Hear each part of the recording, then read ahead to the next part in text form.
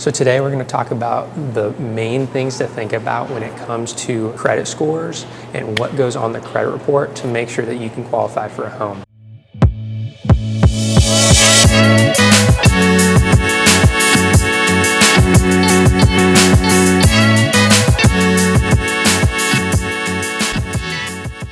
So the biggest thing to think about when you're considering your credit score is what is your credit score currently and what is potential things that can damage your credit score moving forward. So when it comes to getting a loan and buying a house, credit scores are crucial because that's the first thing that the lender is going to look at, and it's going to determine what type of loan program that you qualify for. So for example, someone with a worse credit score might have to put a little bit more of a down payment or have a worse interest rate or get a loan that might have more fees associated with it because of the higher risk class that puts them in as a borrower.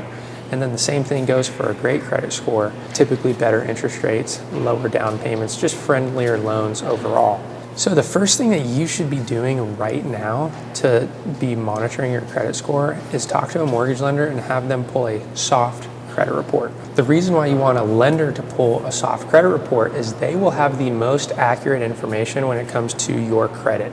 There's a lot of other credit monitoring services out there like Credit Karma, CreditWise, and there's nothing wrong with these companies. It's just they sometimes don't have as accurate of information that's going to help you determine your credit in order to buy a home, because there's a lot of different types of credit algorithms out there, and you want to be making sure that you're using the right one, which is the mortgage algorithm. Another issue I have with the third-party credit monitoring services is that you're going to enter in all your information and it's free to use, right? There's no problem with that. But what they do is they turn around and they take all your data and they sell it to other companies that can then market to you. So really what they're doing is they're providing a free service, but it's not really free because they're then selling your data.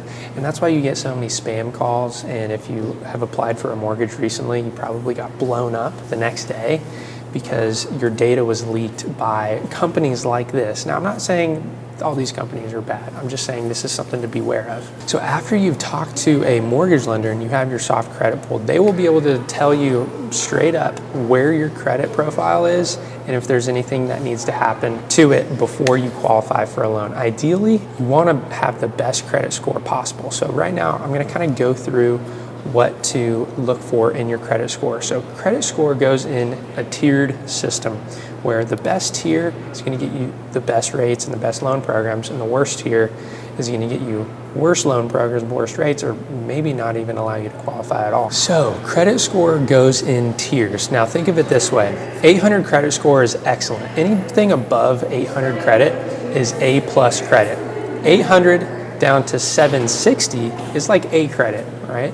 760 down to 720 is B credit.